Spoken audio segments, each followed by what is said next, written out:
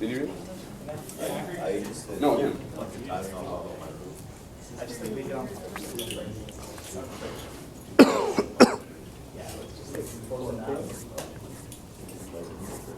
Oh.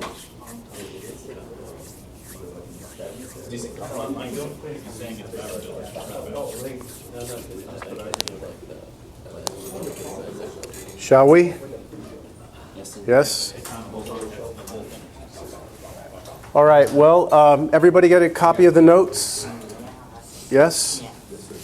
All right, so the idea behind me having these as a handout is so you can pay a little more attention to what's going on as opposed to writing down what I am putting up here. Although I will probably reproduce a lot of this on the board, all right? Let's start off with some preliminary stuff. Absolute values and just what they mean. So if somebody, if you were to write down the absolute value of x is less than 2, then there's really like a little 0 next to this, x minus 0. And so what you're saying is that the distance between some value, x, and 0 has to be less than 2. So if I come over here to the number line, and I choose this to be x right here, is the distance between x and 0 less than 2? Is that distance smaller than 2? Yes? If I pick an x value over here, is that distance less than 2? Yes, right? It's a distance, right? We're measuring it as a positive number. If I pick an x out here, the distance between 0 and x is greater than 2, so that would not work, right? So what we have is basically any number in here, right? But not 2, right? And not negative 2. So the way we'd write that is negative 2 to 2, something like that, right? X must be an element of that set of numbers. X belongs to that interval. So what I put on your notes is to remember that when you're looking at this, a way to convert it directly over to interval notation is to write it as x must be less than 2, but then greater than negative 2. Right, this is probably the big point, is how to convert that to this. Right, we'll be using that throughout the rest of the class. Is that all right? Any questions? No? Pretty straightforward? Okay. Now, power series. Yes? No. Yeah, no, this does not. Okay, so what is a power series? Well, according to what I wrote down here, a power series is a series starting at n equals 0, not 1. We usually started it at 1, right? But a power series starts at 0, goes to infinity, c sub n, that's multiplication, times x to the n, where, and I didn't put this here, oh yeah, I did. X is a variable, and c sub k are numbers.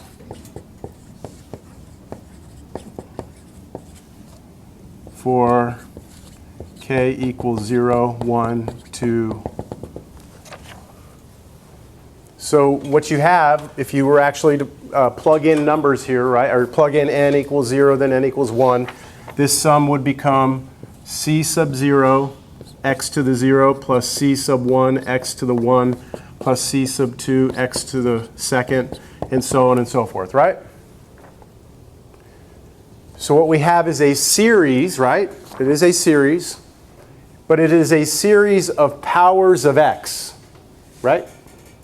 Each of these terms is a power of x. And that's where it gets the name power series from. It's just a bunch of powers of x added up together forever. Now, the c sub 0, the c sub 1, the c sub 2, these are just numbers, and it depends on the problem. Every problem is different, what these actual numbers are, right? These may, if they're all 1s, then it's a certain type of power series. If maybe this one is 1 and that one's 2 and that one's 3 and then that one's 4, then that's a different power series, all right? But any series that has this form is called a power series. With me? Just one okay or yes would be? All right, thank you. All right, thank you. So if I fix an x value,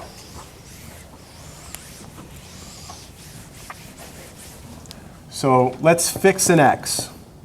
What do I mean by that? Yeah, just plug in a value, right? Just something. Don't tell me what it is, but I'm going to fix it.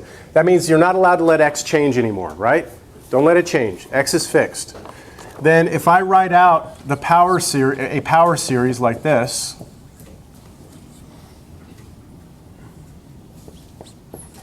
which we just said was c sub 0 x to the 0 plus c sub 1 x to the first c sub 2 x squared.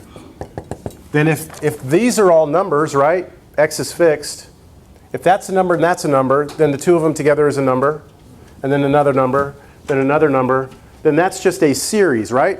Once we fix x, this is just a series, which is what we spent the last couple of sections on. It's just a series of numbers, and therefore it could diverge, it could converge. It depends, doesn't it? If it's a geometric series, it would converge. If it's a harmonic series, it would diverge, right? But I'd have to know what the x is, and I'd have to know what the c's are, which each of the c's are, in order for me to determine that, yeah? Okay, so if x, this is, I'm about midway through the page here, if x is a value for which the series converges, so if we fix x and the resulting series converges, then it goes to a number, right? Yes, it goes to a number. So I could define a function f of x to be equal to this power series.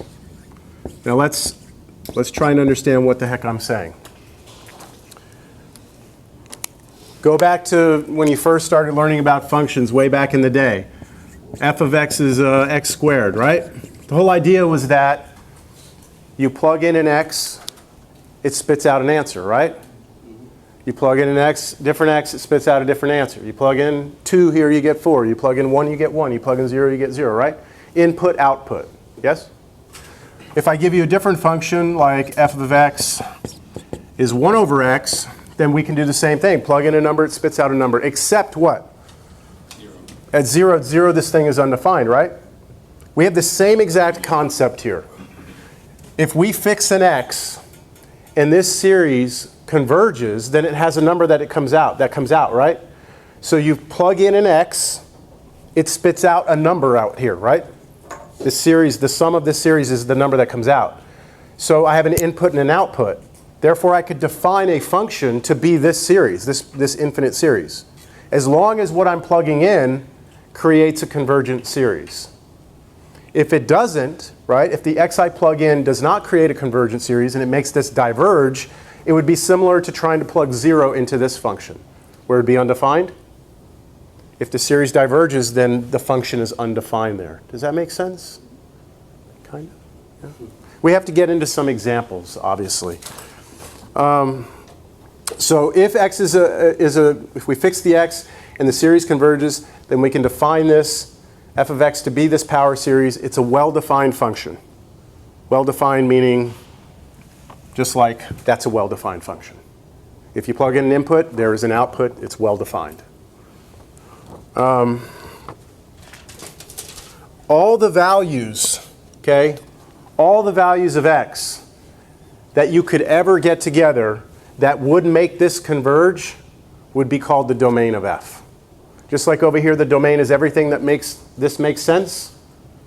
It would be all x's except what? 0 here? Here, the domain is every x that makes that converge.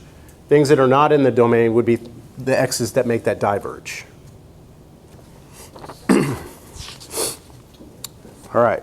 So sometimes this is referred to as an infinite polynomial.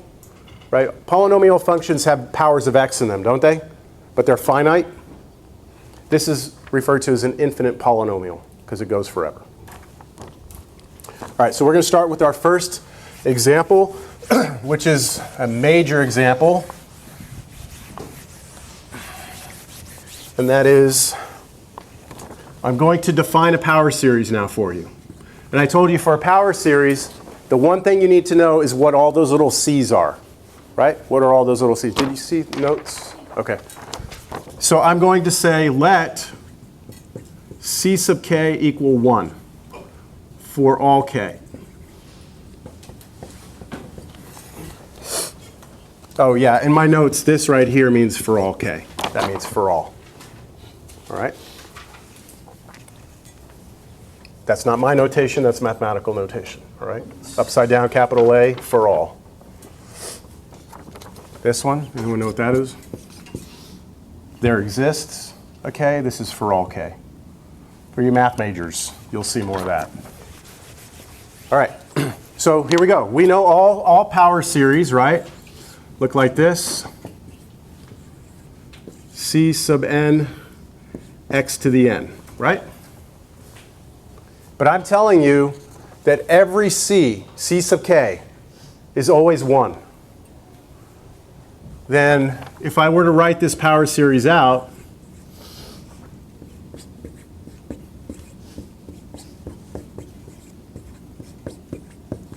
right? If all the c's are 1s, then this just turns into what? What's this? X to the 0, which is 1, plus x squared plus x cubed plus forever, right? That's what that would be. And then I say in your notes, do you see that that is very similar to a series that we studied before, which looked like this? A plus AR plus AR squared plus AR cubed plus dot, dot, dot. Geometric series, right? Here for us, what would A be? A would be the constant, which for us in this one would be what? 1. And if I let R actually be equal to X, right? So if I take a geometric series and I tell you A is 1 and R is X, wouldn't you come up with this? Yeah? So when would this converge? When would this series converge? When R is less than, absolute value of R is less than 1, but for us, we're not using R, we're using X. So wouldn't this converge if the absolute value of X was less than 1? Yes? Which I think I probably state on the back. So this series, I'll go back to red. This was just to get you to see that this looks like a geometric series.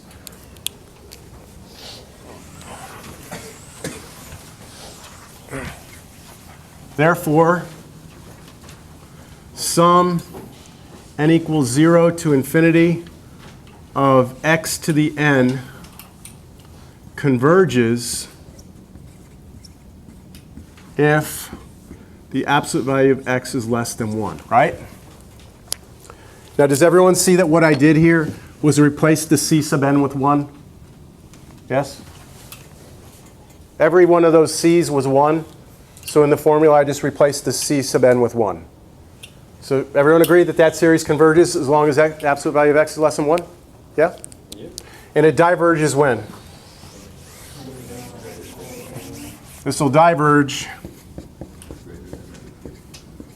if the absolute value of x is greater than or equal to 1. Now, I don't have this in the notes here, but I want to ask you a question. What is the domain of the function f of x if I define that to be the sum n equals 0 to infinity of x to the n?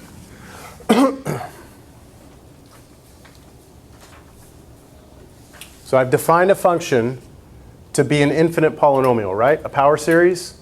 And I'm asking you for the domain, which is equivalent to asking you what?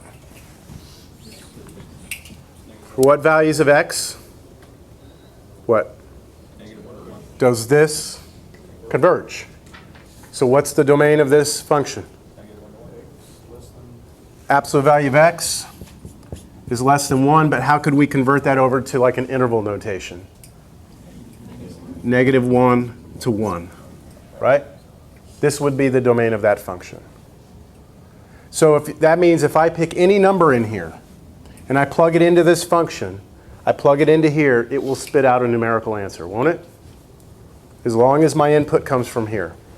We could take a pretty simple example, and I could ask you, what's f of 1/2? So input, output, right? So is that 1/2 in the domain of the function? Yes?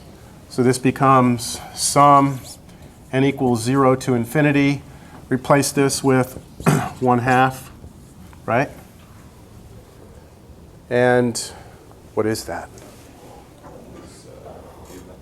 It's geometric series.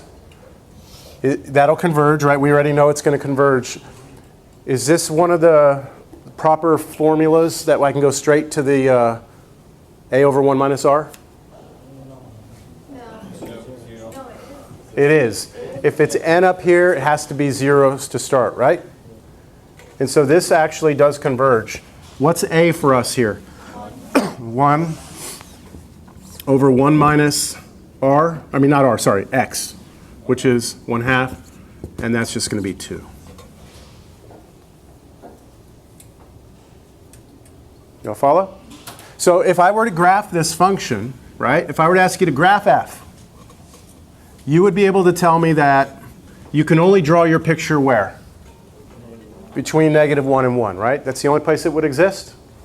And if I plugged in 1/2, I would go up 2 and I would draw a dot, right? And now I could plug in, I don't know, let's plug in 0. What would happen if I plug in 0?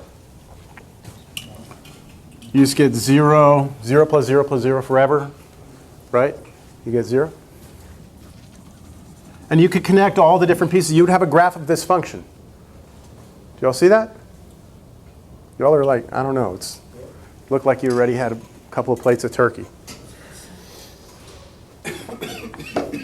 We are defining a new type of function in this class right now. It is called a power series. It is a function. And it's important to understand that those functions' domains are defined by what makes the series converge.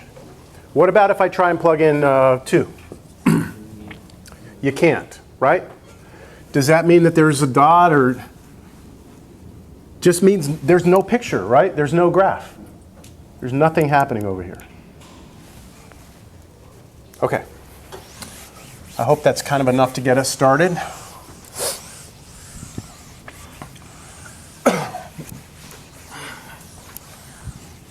So the x is going to determine whether or not we converge, right? That x value makes all the difference. Now, we're going to move to what's called a general power series, which is called the power series about A. And it's the same formula we just had.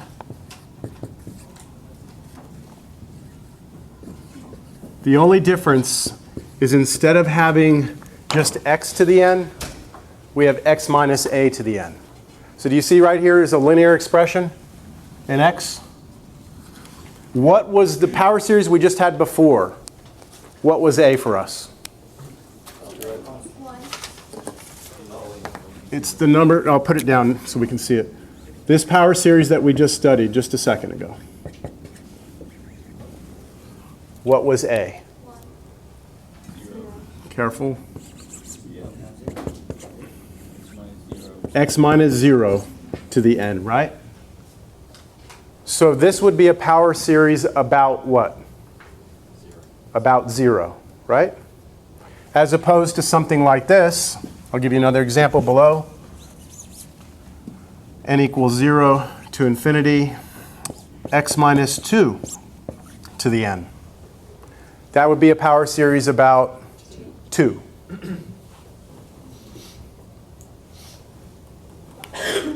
It's just a slight little change. All it does is just kind of moves our series over. Do you remember with functions, when you subtracted a number on the inside, what it did?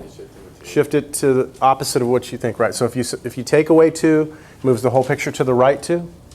If you add 2, it moves it to the left 2. It's the same sort of thing. It's just moving our function left or right. Understand? Let's look at this one right here. I want to compare right now real quick. I want to compare this one to this one. What's the difference between those two? I mean, don't tell me that one has a -2. I mean, like, I get it. If I call that f of x and I call this g of x, what's the main difference between the two? It shifts the domain, right? The domain is different. For this to converge, what did we need to happen? For this to converge? The absolute value of x had to be less than 1. What has to happen for this to converge? The absolute value of x minus 2 has to be less than 1. Right? What's in here, right? This was the r, wasn't it? This has to be less than 1 for this to work. Understand the difference? I want to continue that over here. Tell me what the domain of G is. What's the domain of G in interval notation? We'll start with this. That's what we know, right?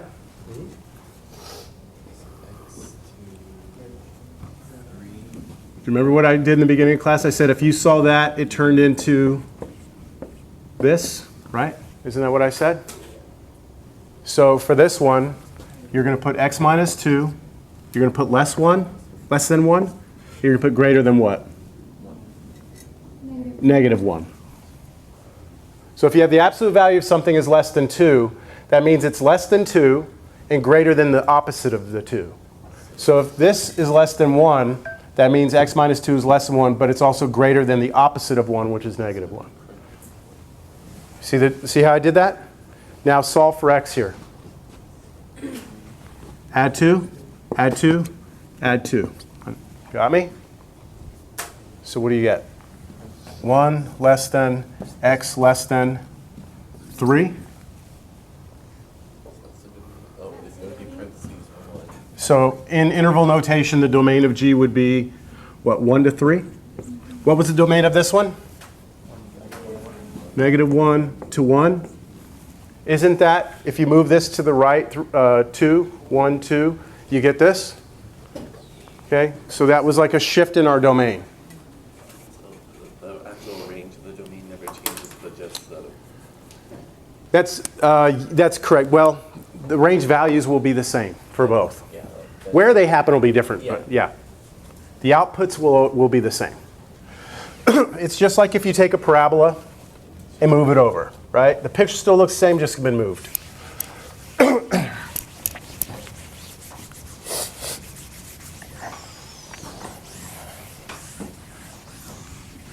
All right.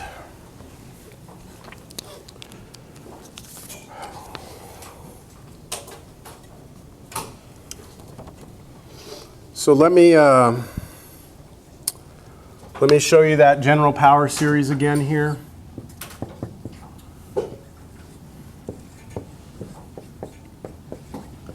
Remember the ultimate question, all right? The ultimate question here, and please pay attention, I put C sub n back in here, so we're not working with that example anymore where that's a 1, okay? Just a general power series right here. I want to know what will make this converge, right? That's what I want to know. If I let x be equal to a, right? So if I say, what's f of a? If we call this f, sorry. What's f of a? Is what? This is a minus a. It's 0 to any power 0 times who cares? 0 added forever is 0, isn't it? Doesn't that converge? I mean, I plugged in a, right? And I got a number out. So anytime I have a power series, if I plug a in, it converges. The big question for us is what if x isn't a, right? So if x equals a, convergence guaranteed, right? Convergence for sure. If x is not a, That's what we want to know. That works for every power series out there. All right, you ready to look at our first example? Yes? I mean, like our first real example, like a homework problem example. Yeah?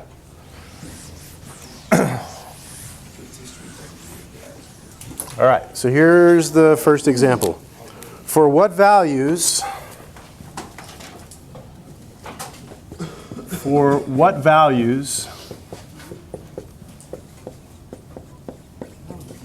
does values of x, you have this written, does this converge? Sum n equals 0 to infinity of 2n plus 1 times x to the n over n factorial.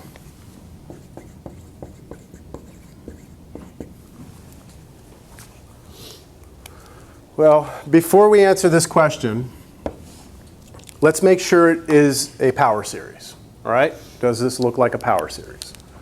So can I rewrite this as 2n plus 1 over n factorial times x minus 0 to the n? Is that fair for you? That seem okay? Seem logical? Can you tell me what c sub n is in this? 2n plus 1 over n factorial, right? Can you tell me what a is in this problem? 0, right? A is 0. Anytime you see x to the n by itself, a is 0. So it's a power series about 0. This is just to get you to see that we are dealing with a power series, yes? But the question is, for what values of x does it converge? Well, this goes back to last section. When we have series, how do we check series for convergence? What do we have in our toolbox? N-term test, comparison test, limit comparison test, ratio test, root test, integral test, right? All these different tests. The thing is, we have never had to deal with this x before, right? If it were just this, we would be doing a problem from your test, basically, right? But now we have this piece that throws kind of a twist into it, yes? I told you when we covered ratio test that it was probably the most important test. And the reason why it's the most important test is because we like the ratio test when we had powers, right? N was our power. We like the ratio test. And if you're looking at a power series, you will always have a power of n, won't you? If it's a power series. So the ratio test is very useful for determining convergence of power series. So that's what we'd like to start with. All right? So someone remind me about the ratio test. What does the ratio test say? Yep.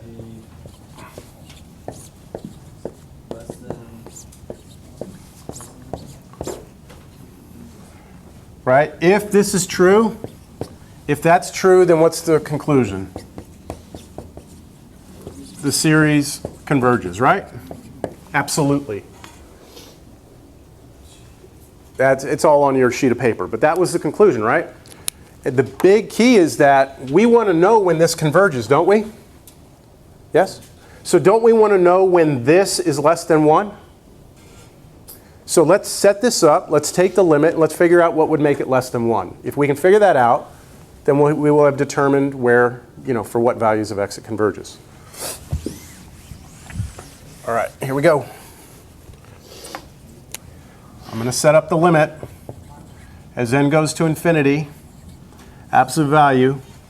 Now, a sub n plus 1 is this expression, right? The entire thing with n plus 1 plugged in, right? And I hope we've done this enough that you can follow my next line. It'll be 2n plus 3.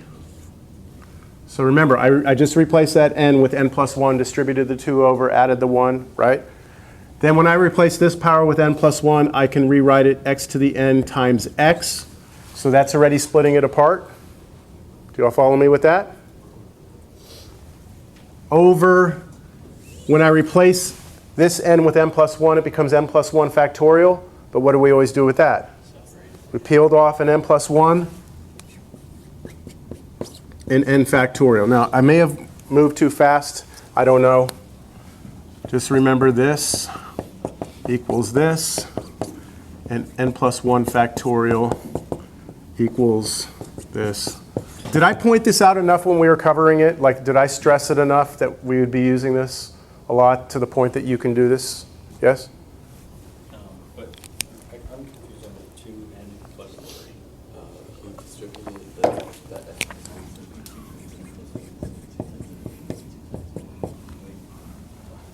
I'm replacing that n Okay. with n plus 1. But the 2 has to hit that. So it's got to distribute 2n plus 2, 2, and then I had a 1 out here. So we're good with that? That's a sub n plus 1, isn't it? And I'm supposed to divide that by what? A sub n, which is this, right? But we talked about how that would become flipping. So next to this, I'm going to say times this flipped over. So n factorial over 2n plus 1 x to the n. Any questions? What do I need that to be for this to be able to converge?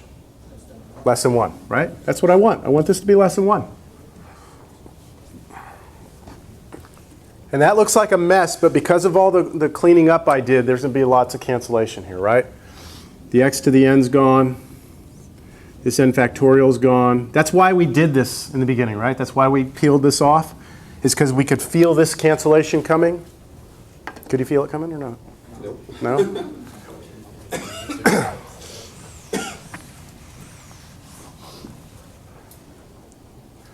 All right, so this equals limit. Now please pay attention and follow what I'm about to do. I'm going to get everything that has n together right here and anything that has x over here. All right, I'm going to separate the two. So let's see. On the top, I have a 2n plus 3, right? So I'm going to put that right here. And then on the bottom, I have, let's see. In terms of n, I have n plus 1 and 2n plus 1, don't I? n plus 1 and 2n plus 1. And then separated from that, on the top I have x, and on the bottom I don't have any x's, right? So is it fair for me to just put x out here like that? No?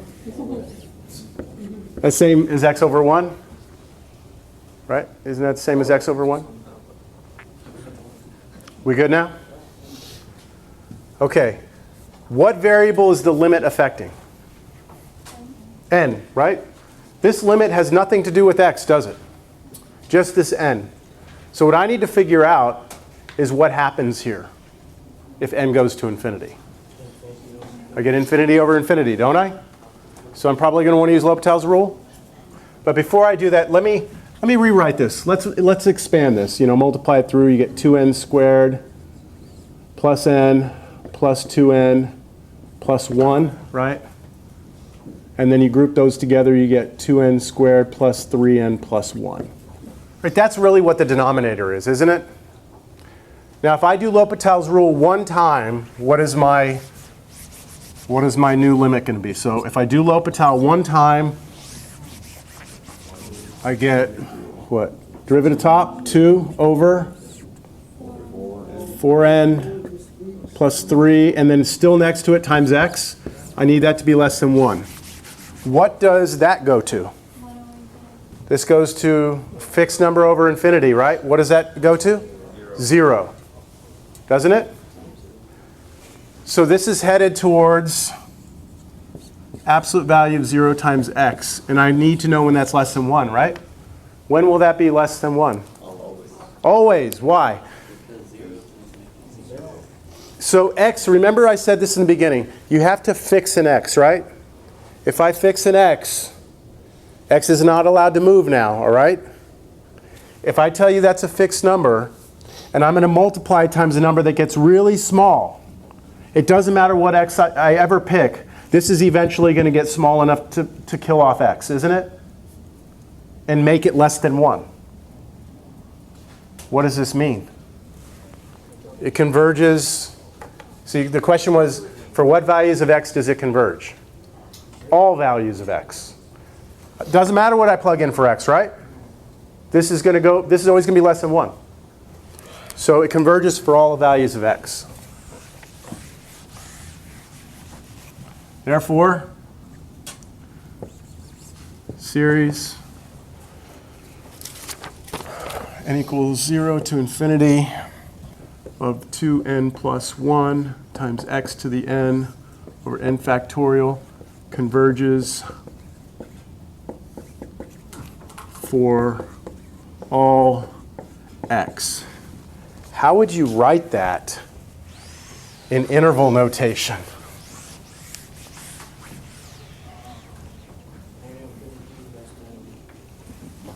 Negative infinity, yes, less than x, less than infinity, but as an interval we would just say negative infinity to infinity, right? So we would say? In terms of a domain, if we were to call this a function, right? If I were to say, hey everyone, I want to define that to be the function f of x.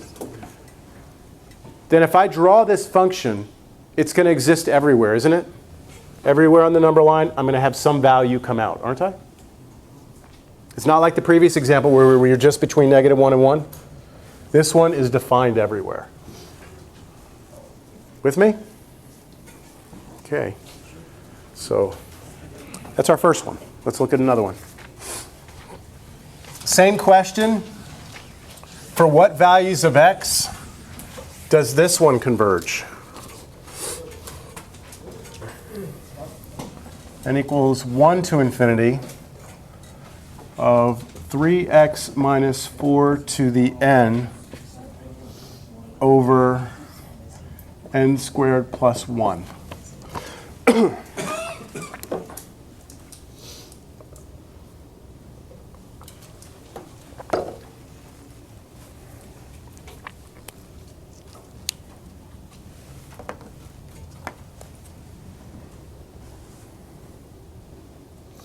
This is a power series, yes or not? Yes or no? Is that a power series? Does n have to start at 0 for it to be a power series? That's a great question. Does it have to start at 0?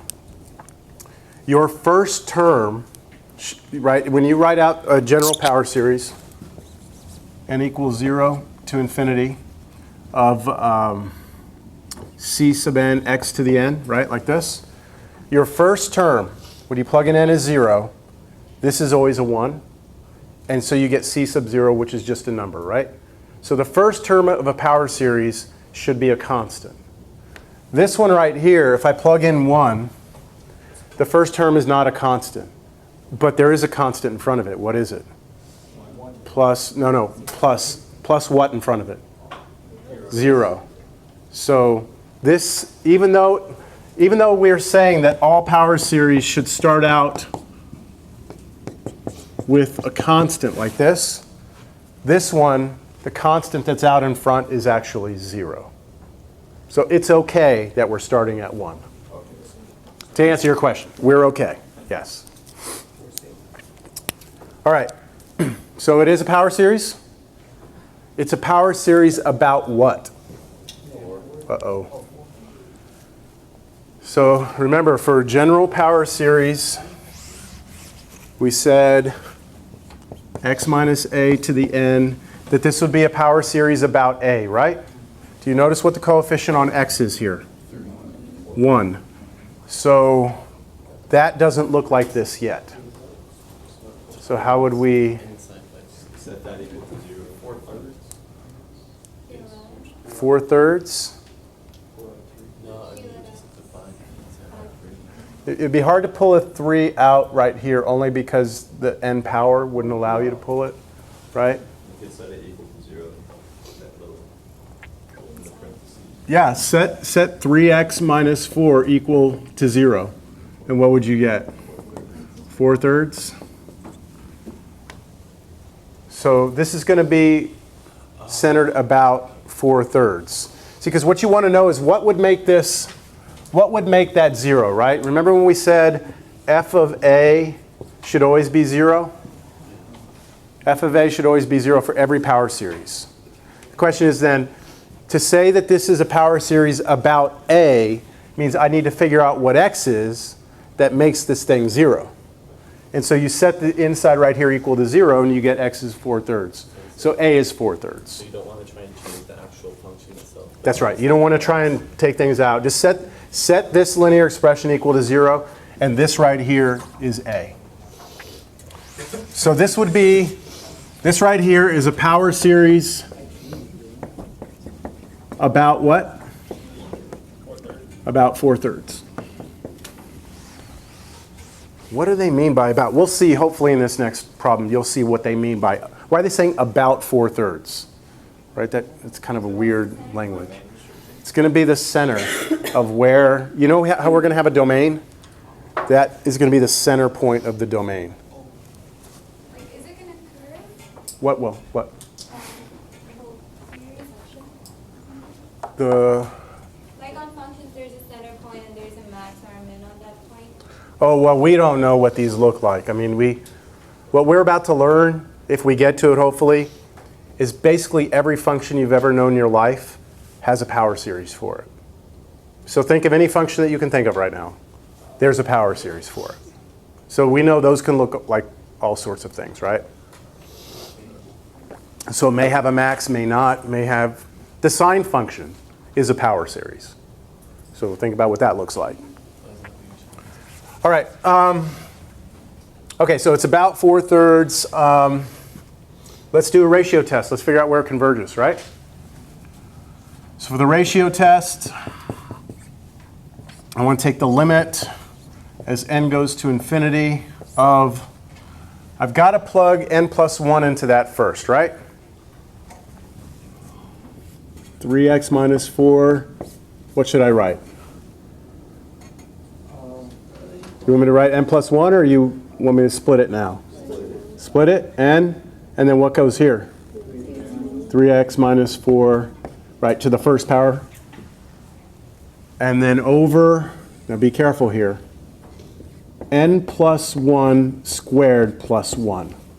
That's what happens if I replace that n with n plus 1, right? Then I have to divide that by this without, just plugging n into it, which is the same as multiplying by the reciprocal. So what goes over here? What goes on top? N squared plus 1 on top, bottom. 3x minus 4 to the n. And what do I want about this thing? I want it to be less than 1. Do y'all remember what happens if this is greater than 1? Diverges. What if it's equal to 1?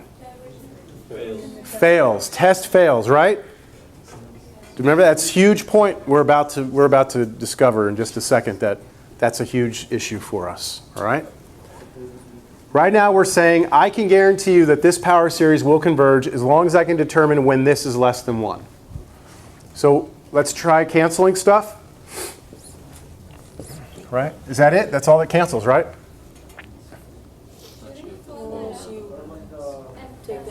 You can multiply this all out and collect, but you better not cancel the n squareds.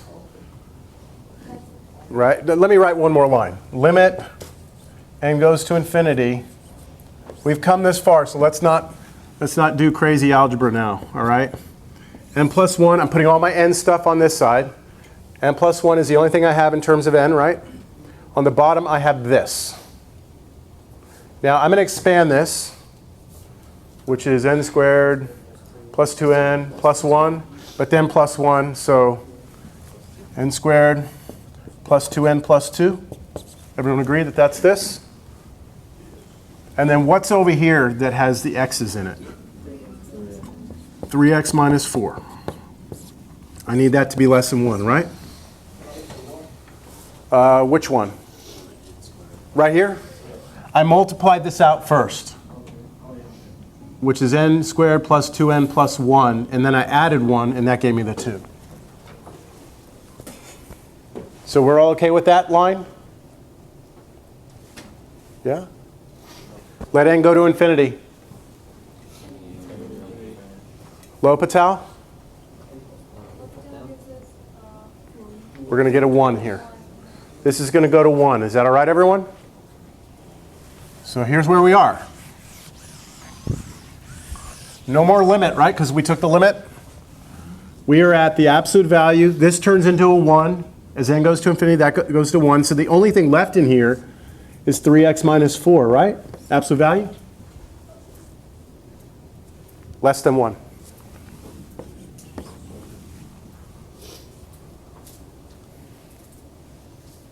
Yeah? As long as this is less than 1, this thing converges. But I'd like for it to be given to me in an interval. So how do we get rid of the absolute value? We just did this a couple of times. We rewrite what's in here. We rewrite this. But on the other end, we put what? Greater than -1, right? Now, let's get x in the middle by itself. So what I'll do first is get rid of the -4. I'll add 4 to everything. If I add 4 here, here, and here, I get what? 3 is less than, 3x is less than 5. And now I divide both sides by 3. Or both sides. Divide everything by 3, I'm sorry. And what do you get? 3, 3, 3. 1 is less than, x is less than 5/3. Right? And just so you see something real quick, this is 3/3, right?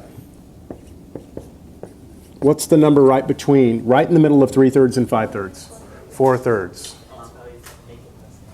So if you were to graph this, here's 1, here's 5/3, right? Oops. 5/3. Right in the middle is 4/3. And I know that anything that you pick in here and in here will work, right? This is the domain of my function if I were to look at it as a function. So that's why they say it's a power series about 4/3. 4/3 is the center of your domain. With me? So everyone in here agrees right now that this will converge, for sure. It converges if x is greater than 1 and less than 5/3, which is the same as the interval 1 5/3. Everyone agree with that? Yes? And that came from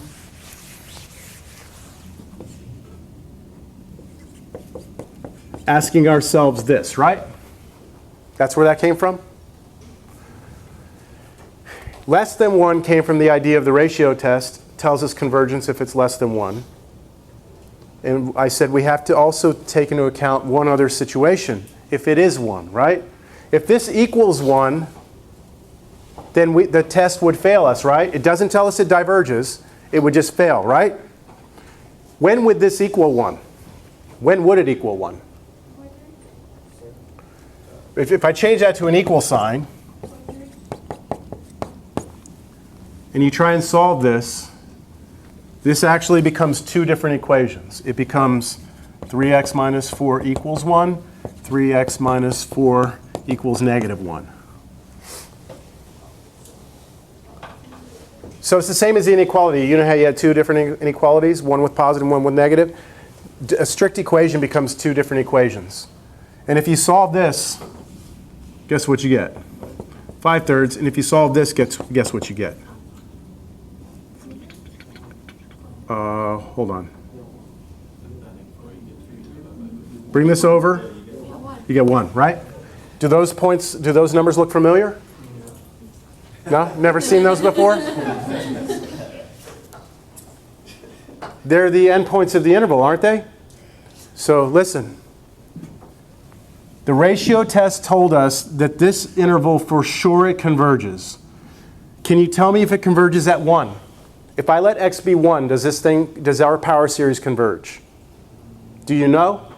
You don't know, right? How about at 5/3? Do you know? It could though, right? It could? So guess what we have to do now? We have to check each one. We have to check now. We know for sure it converges on the inside of the interval, but now we need to check the endpoints. We know anything outside for sure won't work. So I need to check the endpoints. On the final, if you fail to check the endpoints, you're missing a major portion of this problem. If all you do is a ratio test and give me this answer and fail to check the endpoints, you're leaving out part of your major piece of the problem, right? So let me just start. I'll start with let x be 1. All right? Let's start with the left endpoint. I would like to know if I let x be 1 into that power series, what happens? So does everyone remember what the power series was? Sum n equals 1 to infinity. It was 3x minus 4 to the n over, was it n squared? Plus 1? That was the original power series as presented to you at the beginning of the problem, right? What I'm doing now is I'm saying, all right, sure, go in there, let x be 1 right now. Let's let x be 1. What happens if I replace x with 1? What do I get? 3 times 1 is 3, minus 4, negative 1.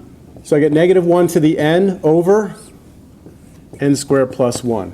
And I heard you say it. Now we are doing what we did last section. See, there's no more x in there. X, we replaced it with a number, didn't we? So this is an alternating series. How would you show me whether or not that converges or diverges? How would you do that one? 1 over n squared plus 1. You separate it? You want to separate it? You want me to write like negative 1 to the n like that, and then 1 over n squared plus 1? Okay, and then what do you want me to do with that? Solve it? Just solve it?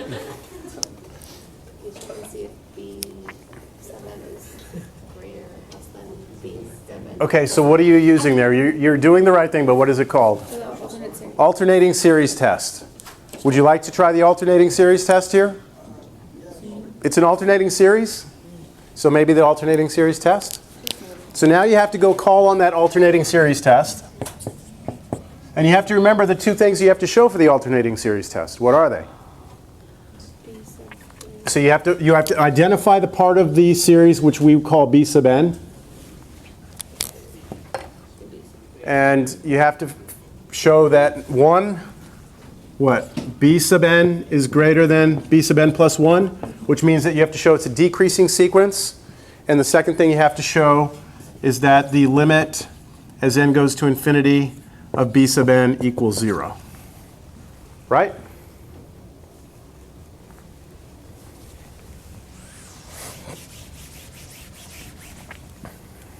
You got go walk around. Just go walk all the way down the hall, go around, come back. Go get your blood flowing, seriously. Because, I mean, you're like in and out. Yeah. I'm back. All right. So I'm going to show, I always like to show 2 first because 2 is like usually the easier thing to show. I mean, look, you can just look at that, right? N goes to infinity, that goes to 0, right? But I'll show it. 2, limit n goes to infinity of 1 over n squared plus 1 equals 0. Check. I've got the first condition of the alternating series test done, right? The second condition is to show, or first condition is to show that it's decreasing. So how do I show it's decreasing? This, right? Do that and show it's greater than 1 over, does anyone remember what we got when we plugged n plus 1 in here? Yeah, n squared plus 2n plus 2. If you don't remember that came from, just go back and look at your ratio test. We did that earlier. And then you can do that thing,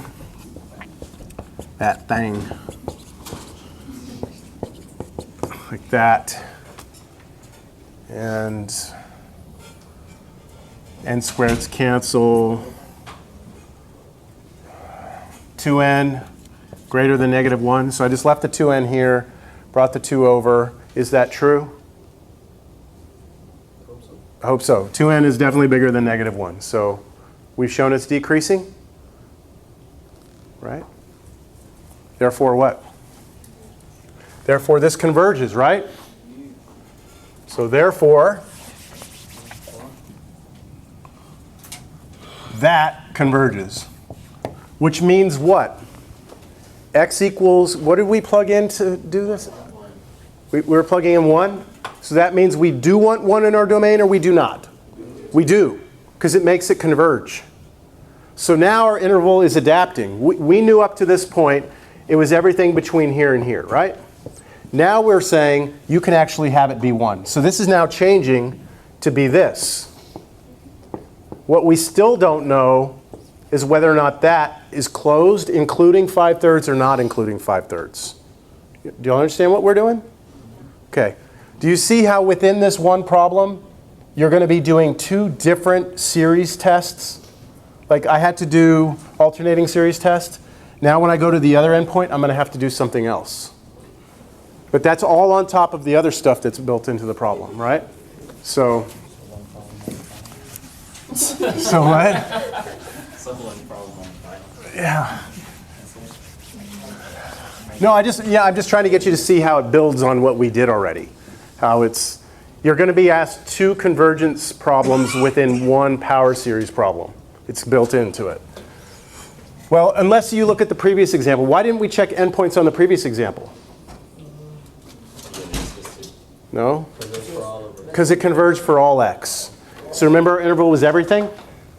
And so you don't have to check endpoints when it's everything, right? Okay. All right, so what am I going to do now? Let x be 5/3 and go rewrite the entire series. The way it appeared when it first came out, it was 3, replace the x with 5/3, minus 4 to the n over n squared plus 1, right? So replacing that x with 5/3, and that's nice, isn't it? Somebody tell Ron to, all right, let Ron in. Thank you, Ron. We almost didn't let you back in. You laugh. I heard that. All right, so what's the difference between this problem and the previous one? Yeah, it's the top is really 1 to the n, right? Not negative 1 to the n this time. And then over n squared plus 1. But what is 1 to the n? I mean, really, what's 1 to any power? It's 1, right?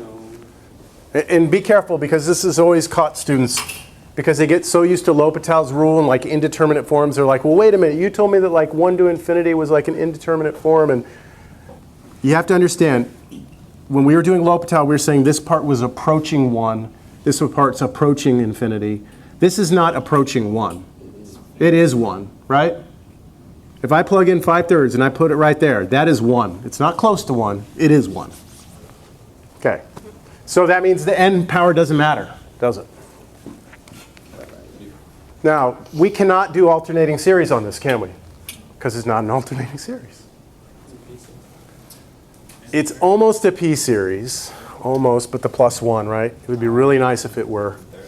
Comparison, though, we could probably compare it to a p series, right? N-term test would fail. If you do the n-term test, the limit of the inside of this will go to 0, which is inconclusive. So what do y'all want to do? How about we do a limit comparison test? You want to do a limit comparison test? I'm going to compare it to 1 over n squared. Compare to this series. And this series is a p series, right? P is 2, which means what? Greater than 1 converges. So I'm going to compare this to a convergent p series. And I'm going to use the limit comparison test to do it. So you can look on your little table if you need to, limit comparison.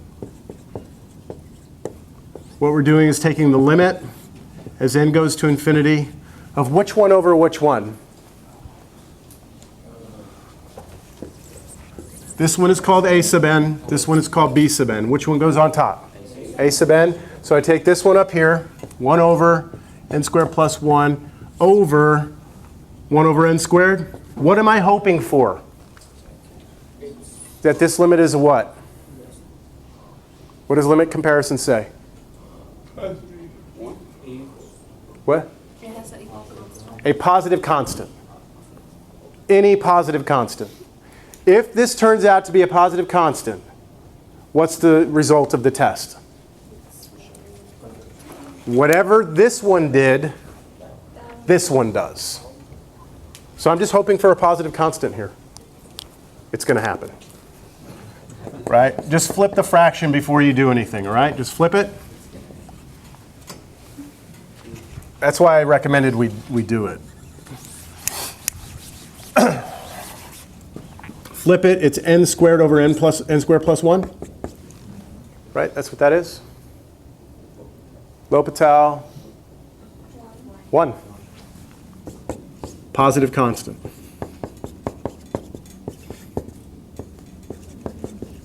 Therefore,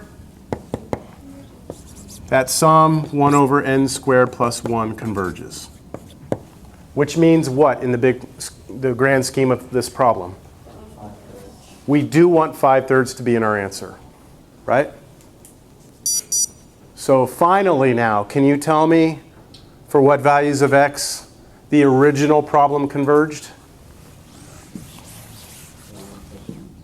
So this series, n equals 1 to infinity of 3x minus 4 to the n over n squared plus 1 converges on the interval 1 5/3 inclusive, which is why I have brackets on both.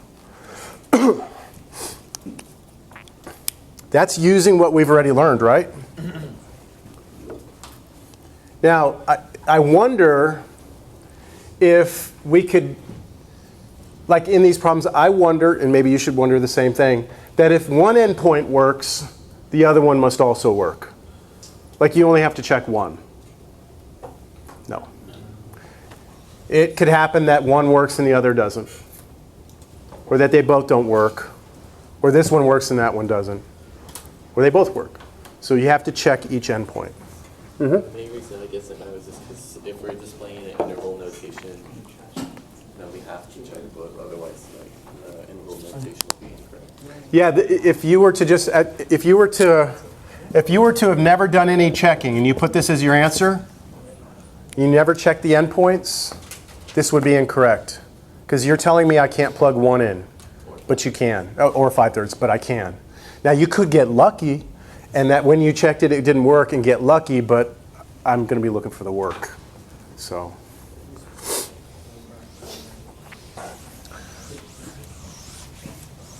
All right. Are you kind of seeing a little bit of why we went through these convergence tests so that we could deal with the power series endpoints? Okay. All right. Next example, which is called an order 0. That's a 0, not an O. Bessel function. Now, Bessel functions are used in many different areas of engineering, physics. Let's see, they might even have something in here about it. Yeah, I'll read this here.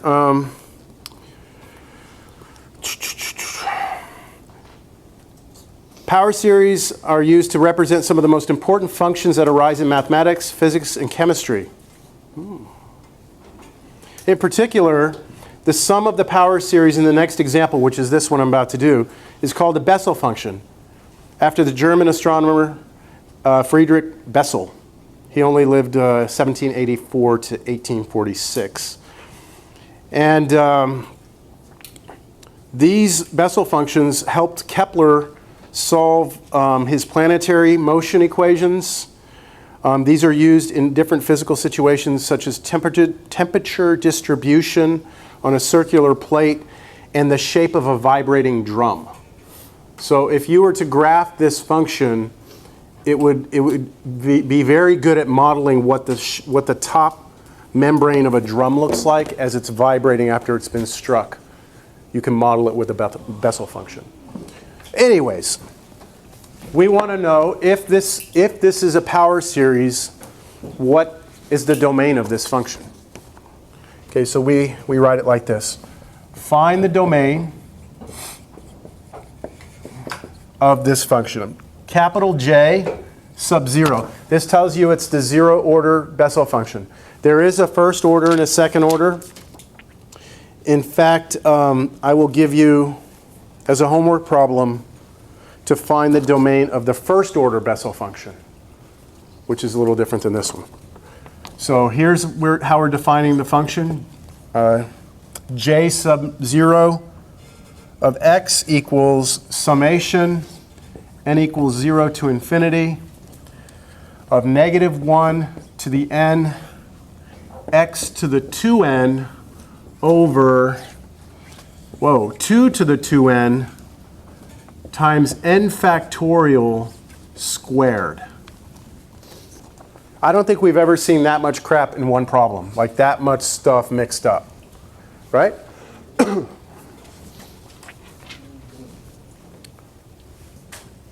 All right, let's go to the ratio test, all right? And hope that things get nice. Ratio. Do you all understand that asking what the domain of this function is the same question as asking for what values of x does this series converge? Yes? Same exact question? All right, so I'm gonna take this, I'm gonna plug n plus 1 in for everything first. So -1 to the n plus 1, and then, Can you combine? I think I'm going to take this one really slow, okay? X to the 2n plus 1 over 2 to the 2n plus 1, and then n plus 1 factorial, but then squared. So that's kind of messy. You have to be real careful how you put these n plus 1s in. N plus 1 there, there, there, and there. Did I see a hand? Questions? I'm not done, right? I need now to divide this by this, just like that. So flip it and multiply. So I'm going to have times, on the bottom was 2 to the 2n times n factorial squared over the top, which was -1 to the n times x to the 2n. I want this to be what? Less than 1. That looks like a mess, doesn't it? So let me start with the easiest thing. These don't matter. Bless you, right? Because the absolute value of -1, no matter what this number turns out to be, when I take an absolute value, it's going to go back to 1, isn't it? Same with on the bottom. So those you never even have to consider, which is good. Cancellation, though. This is what I'm hoping for, right? Lots of cancellation. So let's take our time to split these up. And I'll do these maybe over here so we can see them. How about that x to the 2n plus 1? Isn't that x to the 2n plus 2? And that's x to the 2n times x squared. Agreed? Yes? So I'm going to rewrite that right here. Limit. N goes to infinity. This top is x to the 2n times x squared over, how about this 2 to the 2n plus 1? That I could rewrite as 2 to the 2n plus what? 2, which is 2 to the 2n times 2 to the 2. So this is 2 to the 2n times 2 to the 2. Questions? Where's it? Yeah, we could write that as 4. I just want to make sure everyone sees where it comes from. This one, let's be real careful with this. n plus 1 factorial squared. This is n plus 1 times n factorial, right? That's what the inside is. But then squared. And when you have two things being multiplied and squared, can't you split it up into two different things being squared? Right? X times y squared equals x squared times y squared. You can do that when there's multiplication. So I'm going to rewrite this as n plus 1 squared times n factorial squared. See it? So n plus 1 squared times n factorial squared. And now I'm hoping that that's enough cleaning up to get things to cancel. What was still over here was 2 to the 2n, n factorial squared, and x to the 2n down here. I need to put that less than 1, but does everyone have this part down? May I want to hold it for a second? Or no?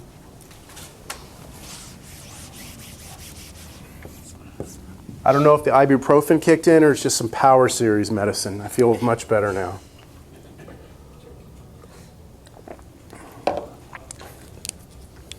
I wish I could go faster. I mean, I'm not in a race to try and finish this. I know we're going to come up short in this class and not finish what we were supposed to, but I just don't want to rush through this. I mean, there's a lot of little things in here, and I think we've done good so far. All right, this is gone.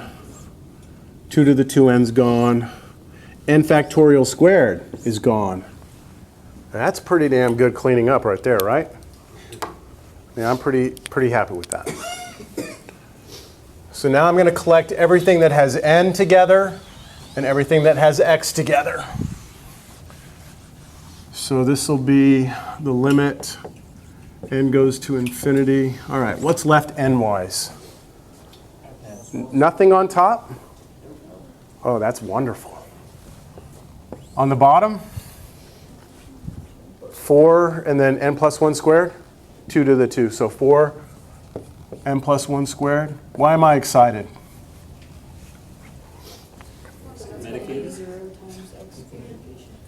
Good, what? That's going to go to 0, isn't it? So it's not going to matter now what x turns out to be. Yes? Why did you put 4 with the n term, not the x term?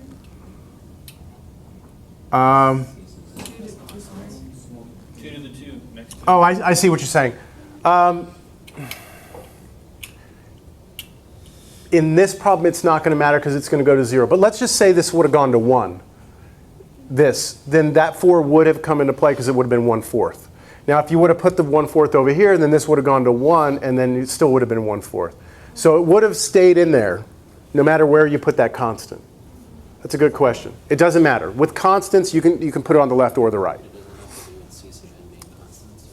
Nope. Nope.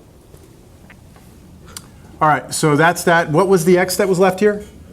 X squared, and then less than 1. And that goes to 0 times x, and that's always less than 1, x squared. That's always true. So what's the domain? All real numbers, right? So that means the Bessel function of order 0 is defined everywhere. For every real number, the Bessel function is defined. So like for these kind of questions where it's everything, you don't need to check the n. That's right, because you can't, right? You can't check infinity.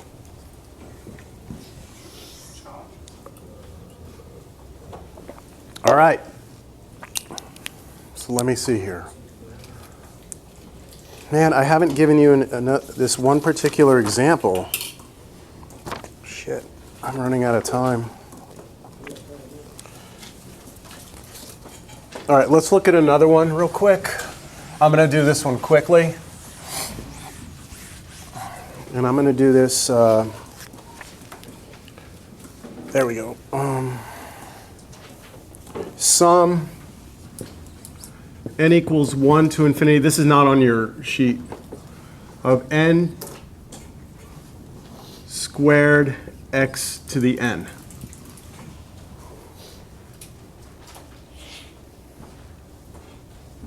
You ready? I'm going to move quick. Ratio test. Same question, right? For what values of x does this converge? I've read ration. I don't know why I love writing ration. Ratio. So limit n goes to infinity. Absolute value. Plug in n plus 1. N plus 1 squared times x to the n times x. Because this wasn't a fraction to begin with, I'm not going to do that flipping thing, right? I'm just going to do that and then divide it by that, right? Oh, crap. It's not what I wanted. Damn it, that's not what I wanted. Shoot. This isn't going to do what I wanted it to do.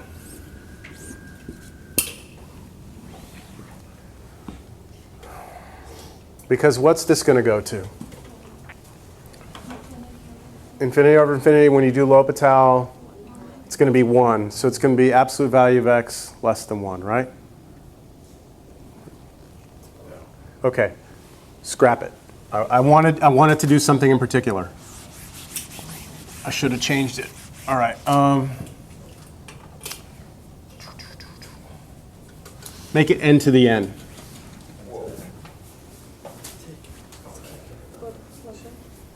Pardon? N to the n, all right? N to the n. So we could use ratio test, right? This is actually number 10 out of the homework. I already did number 10. It's on video. It's on YouTube. You can I'll show you. If you watch that video, I do it a certain way. And then after I do it a certain way, I come back and I show you how to do it a different way. I'm going to show you the second better way to do this. Instead of using the ratio test, use the root test. Why would I use a root test? They're both raised to the n power, right? What does the root test tell us? Limit n goes to infinity. The nth root of what's in there, that if that's less than 1, it converges. If it's greater than 1, it diverges. And why is that root test useful there? What's going to happen here? This is n times x to the n, isn't it? That's what this is? And then this n and this nth root go away, which leaves you with the limit as n goes to infinity of what? What's there still? N times x? I need that to be less than 1. What's wrong with that? N goes to infinity. Right? But you can't control x, right? So look, you come in, you fix an x, and then I let n go to infinity. Is there any way that you can make that less than 1? Negative 0? Making it negative 1? Only if I choose x to be what? 0. Right? If I choose x to be 0, do you agree that this will converge? But any other choice of x, and it's game over, isn't it? If I let x be 1, that goes to infinity. I can't keep it smaller than 1, can I? About negative 1. It's going to be infinite, right? Well, this is, I left the absolute value off. It's absolute value in here. Yeah, sorry. There's absolute, ooh, sorry. I should not have left that off. I was going to say like that. That would have made a difference. Yes, I hear you. Infinitely less than 1. Yes, you're right. Negative infinity is less than 1. Yeah, if you go back and look at the root test, this has an absolute value on it. Okay. So the only way this is ever going to happen, only if x is 0, right? And that's the only answer. That's your domain. One number. This is a function that is defined at one number. Big deal, right? Not a very interesting function. But we kind of knew this to begin with, didn't we? I mean, didn't we say earlier that if this is a power series about Here it would be about what? About 0? Isn't this a power series about 0? Then if I plug 0 in, shouldn't I get it to converge? Yes? Yeah, but now it proves that it's only 0. That's only 0. Only if x is 0. So how would we say the domain? Like if this was a function. 0, 0. We use a set of braces. Intervals are parentheses and brackets because they include everything in between. If you're only talking about a single number, you put a set of braces around the number. So it's the set of numbers that just has the number 0 in it. All right, now this leads us to the theorem. This is the big theorem, the big result. All right, so please look on your notes. It's on the page, says theorem. Given a power series, any power series,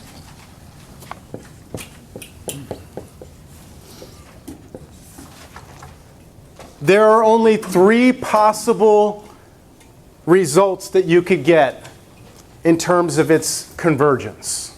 All right? There's only 3 different things that could happen. First, it converges only when x is a. That was the problem I just showed you. Right? The example I just showed you, it only converged at one value. Right? That's going to happen.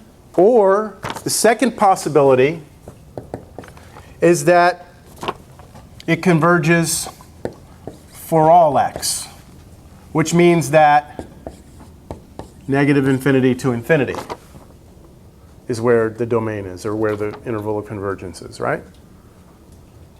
So it's either at a single point, an interval. Now this interval might be, the entire number line.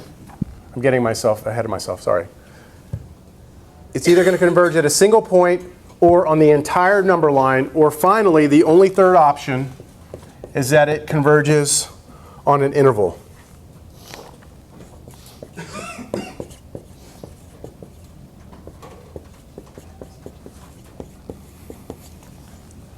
And that interval might be, I say this on the bottom, might be closed on both ends, closed and open, open and closed, open and open. It could be any of those 4 possibilities. Okay? That's it. That's the theorem. This means that it is impossible for a power series to be defined on 2 different intervals. So you remember how we were talking about, like, if you graph that very first one we did, we said if we graph it, it would be between -1 and 1 would be the graph. It's impossible for a power series to have a graph where the graph is somewhere over here, and then it's missing piece, and then it's somewhere over here also. It has to either be only defined at one point, defined everywhere, or on some single interval. And that's it. And because of this, we have this terminology that we use, which is called the radius of convergence. The radius of convergence. So let's look at these situations right here. Let's say that I tell you that a power series converges everywhere. What would that look like? If I were to say a power series converges on negative infinity to infinity, on a number line that would be in both directions forever, right? Yes? So when we look at the distance in that direction and that direction, if we call that distance r, how big is that radius? So look at the zeros, the center, and look out both directions. How far is that distance out? Infinity, right? We would say the radius of convergence would be infinite. Capital R is called the radius of convergence. This is in the notes. What if we have, that's one scenario we could have. What if it converges on some interval a, b?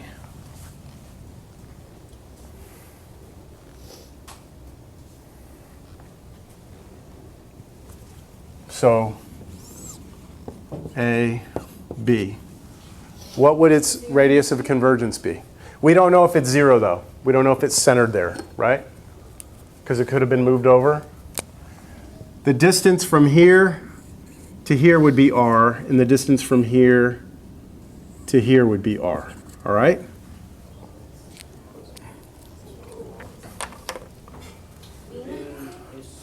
You could go try and figure it out, but let me show you where the easiest way to find it, okay?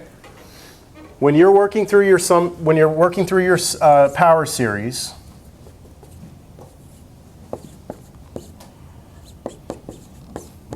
that's supposed to be x minus a to the n. The x minus a part in absolute value is less than capital R. This is where the capital R comes from. Now, you'll have to work for it. We'll see in a second. We're going to have to work for the capital R. But this is where it'll come from this inequality. This inequality is going to come from the ratio test usually. And it's usually going to be less than 1. But we'll just have to work through some for now. Do you see it visually? Here, does it make sense that you have an infinite radius? Here, does it make sense that you have a finite radius? And what's the last possibility for a power series? A single point. What do you think the radius of convergence is at a single point? If I tell you, boom, right there, that's the only place the series converges. That's the domain. That's the domain, 1 point. Then what do you think your radius is? What's the distance? 0. 0, right? You can't have a radius at a single point. So your radius of convergence would be 0. All right, I have 15 minutes. Let's see what I can do in 15 minutes. I think I've got a couple of more examples on the back. So look at the last example, or these last 3 examples, and take a look at what they're asking. Find the radius of convergence and the interval of convergence for sum n equals 1 to infinity, 1/4 to the n, x minus 3 to the n over n root n.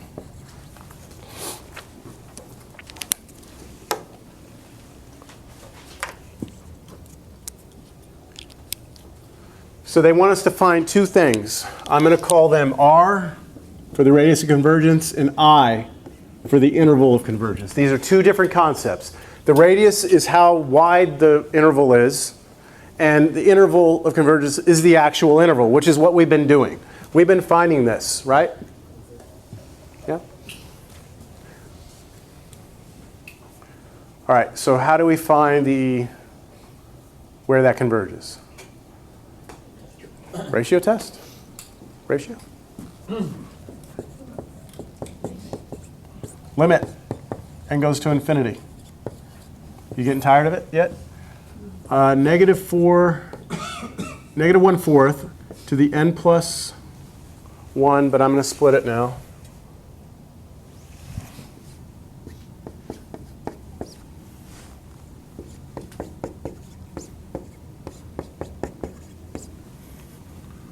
All over n plus 1 times root n plus 1. Ooh, not looking forward to that. Is that me plugging n plus 1 into everything? Okay. Now, multiply by reciprocal of that thing. So n root n, and then 1/4 to the n x minus 3 to the n. I need that to be less than 1 for it to converge. I know right now you might be thinking, oh, okay, our radius of convergence is 1 because this is going to be that absolute value thing. But just hang tight. Let's see if that actually happens. I can cancel now, right? I forgot a negative right here. Everyone see that? Yeah, I had it. This is gone. I don't see anything else gone, do you? No?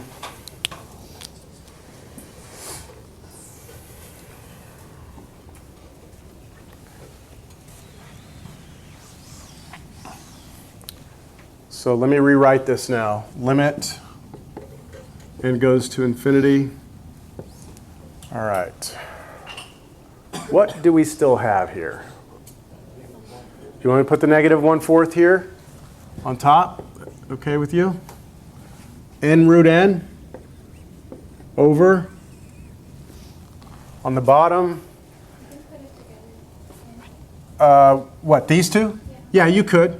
You could. I'm not going to, but not because I can't. It's just, we'll see on the next step. That's all my n stuff, right? Times, what's still here? X minus 3, right? That's all one factor, so I put the whole thing in parentheses. Did I miss anything? It's good? So what do I need to determine now? What all this stuff goes to, right? As n goes to infinity? So watch the way I write this. Limit n goes to infinity, negative 1/4. Well, let me just for the sake of doing it, n over n plus 1 times root n over root n plus 1 times negative 1/4 times x minus 3 there. Just, do you agree or not? Is that the same thing? I just slid the negative 1/4 way out here. I'm doing this over this, this over this. Anybody have an idea of what I'm about to do with this? We did it, I think, last class. Just put the square on the whole thing, right? So that would be legal for me to do, right? To just do a square root on the whole thing. And now I'm going to see what happens when n goes to infinity. What does this piece go to? Right here. Okay, so L'Hopital on that would go to what? 1? So that goes to 1. Times L'Hopital on the inside of that. 1. Square root of 1 is 1. So that goes to 1 also, right? That's a lot less work than trying to do a bunch of other stuff. You could try and multiply this out and do L'Hopital's rule, but I mean, just imagine L'Hopital's rule on this. It wouldn't be fun, would it? Like derivative of the bottom would be product rule. And so I can do away with the limit now. So now I have absolute value, negative 1/4 times x minus 3 less than 1.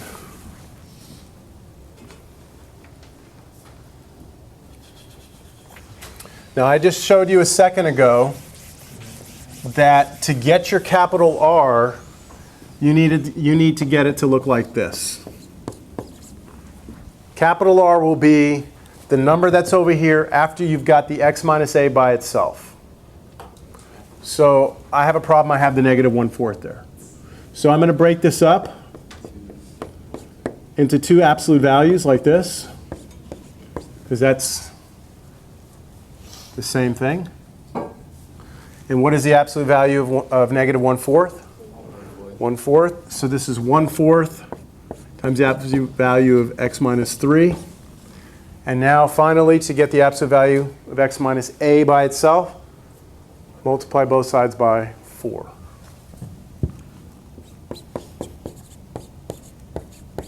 Okay. Does this look like this now? Yes? So what's our radius of convergence? 4. Our radius of convergence is 4. Bless you. Now, what's the interval of convergence? That's a different question, right? Now what I have to do is take this and drop the absolute value, which means it turns into x minus 3 less than 4, but also greater than negative 4, right? Can you now solve for x in the middle, like get x in the middle by itself?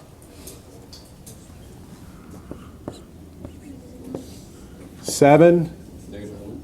negative 1. Now we check the endpoint. Now check the endpoints. Yeah, so I still have 7 minutes, so I'm going to check the endpoints now. But I'm going to go real fast with these endpoints. You're good? All right, you ready to check the endpoints? See, I know how wide the interval of convergence is, right? I know the radius. I know that whatever my interval is, right, what, -1 and 7, I know that what's right in the middle there? 3 is right in the middle. What's the distance from here to here? What's the distance from here to here? 4. So the radius of convergence is the distance from the center out in each direction. The question is, do we include the endpoint or not? What's that? Okay. All right, so what do you want me to check first? You want me to go with -1 first? Okay, let x be -1. I've forgotten what the series is. N is 1 to infinity. I had -1/4 to the n, and then I had x minus 3. So -1 minus 3 to the n, and then over n root n, right? That was it?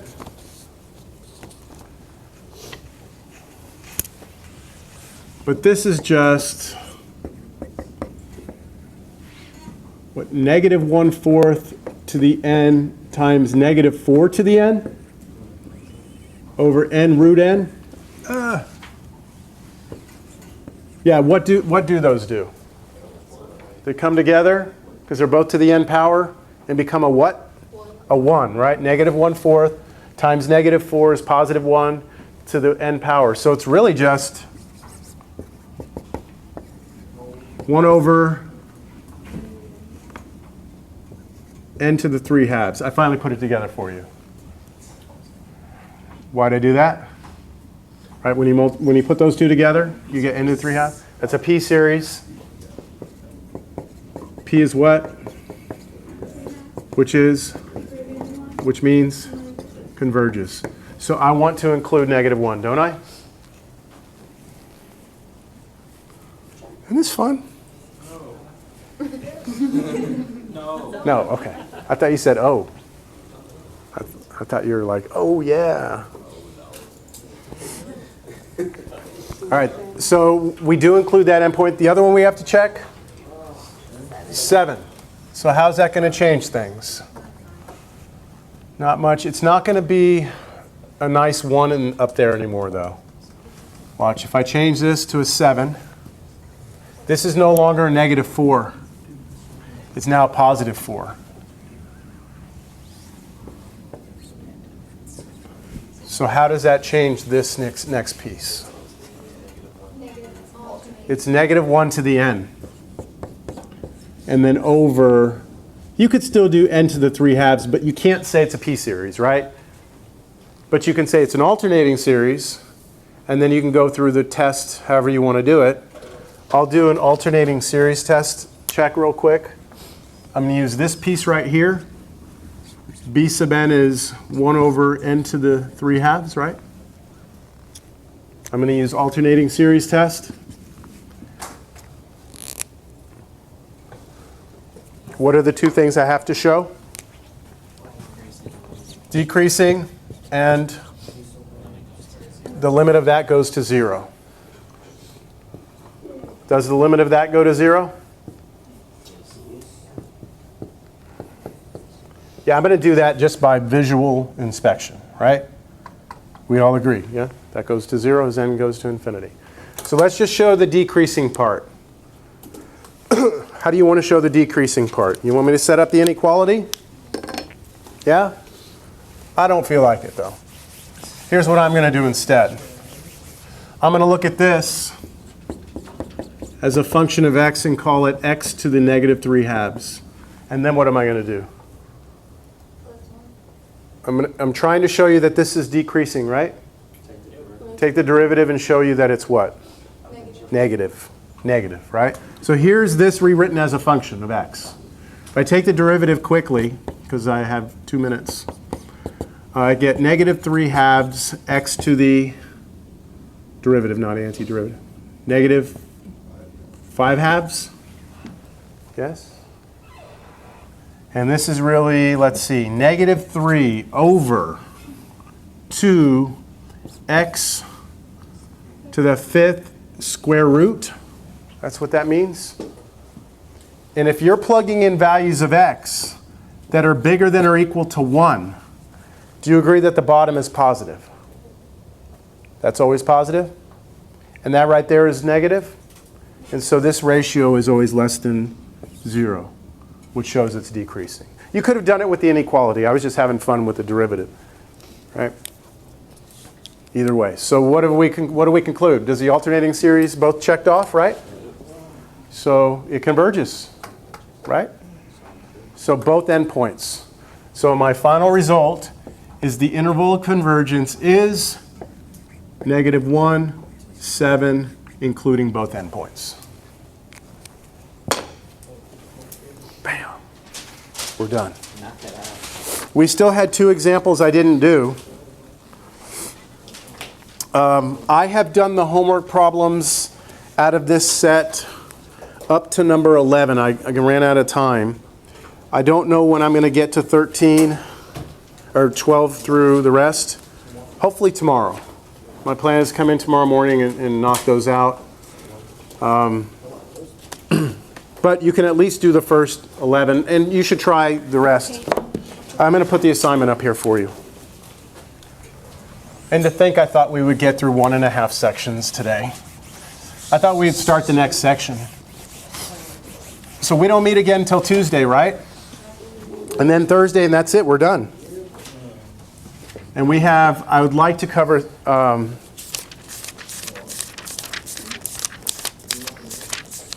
2 more sections. So 1 per day, hopefully. Page 468, your homework for this. I would go and do 3 through 22. Well, that's what I'm going to do. I'm going to do 3 through 22. I'm not sure what you're going to do. At least up through 16, okay? 3 through 16 would be, the minimum. Once they get past 16, they get pretty weird. And then also number 29. It's an odd. I can't offer it as a bonus. 29 is the first order Bessel function to find just part A. Part A. All right, have a great Thanksgiving and great holiday, safe holiday. I'm going to come in on Thursday anyway if anyone wants to come. No, I'm kidding with you. I think campus is closed.